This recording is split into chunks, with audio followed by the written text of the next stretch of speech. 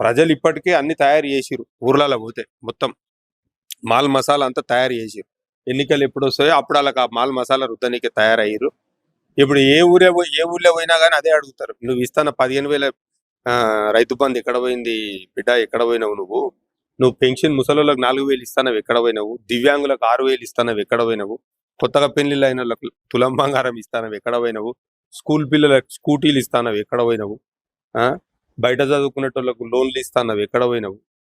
దళితులకు గిరిజనులకు ఆ లోన్లు ఇస్తా అన్నావు, అవి ఎక్కడ పోయినవి?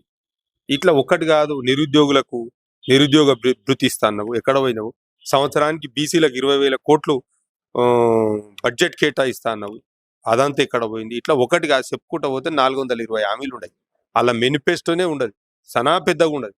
వాళ్ళంతా ఎన్నికల వరకేమో బాగానే చదివిరు. అట్లా ఏముండదు, అట్లా ఏముండదు. వ్యక్తిగతమైన సర్పంచ్కైనా, ఎంపీటీసీకైనా, జెడ్పీటీసీకైనా, ఎమ్మెల్యేకైనా వ్యక్తిగతమైనటువంటి ఇంపార్టెన్స్ ఉంటది. దాంతో పాటుగా పార్టీ ఇంపార్టెన్స్ కూడా ఉంటది. ఓన్లీ వ్యక్తిగతంగానే పంచాయతీ సెక్రటరీలకు 100 కోట్లు రిలీజ్ చేశారని నేను కూడా నిన్న పేపర్లో చూసిన. పండుగ పూట, ఎందుకంటే పంచాయతీ సెక్రటరీలు కూడా పాపం ఇంత నిమ్మతంగా ఉండాలి కదా ఊర్లలో. ఇప్పటిదాకా పాపం ఒక్కో సెక్రటరీ 5 నుంచి 10 లక్షల అప్పులు తెచ్చిపెట్టారు వాళ్ళు కూడా గ్రామాలలో. పాపం ఇక వాళ్ళ పరిస్థితి అయితే చెప్పుకోలేని పరిస్థితి. ఎందుకంటే మేమన్నా ధైర్యంగా వచ్చి ఇట్లా మైక్ ముందర మాట్లాడుతున్నాం, అయ్యా మేము అప్పు తెచ్చిపెట్టినాం, మా బిల్లులు ఇరని. వాళ్ళు ఎవరికి చెప్తారు? వాళ్ళు పుసుకునగిన మేము సొంతం పైసలు తెచ్చి గ్రామ పంచాయతీలో ఖర్చు పెట్టినామని చెప్తే తెల్లార వరకు సస్పెండ్ ఆర్డర్ పోతుంది వాళ్ళకు. ఆ భయానికి వాళ్ళు 2 తీరులా పరేషాన్ అయిపోతారు. ఒక దిక్కేమో పైసలు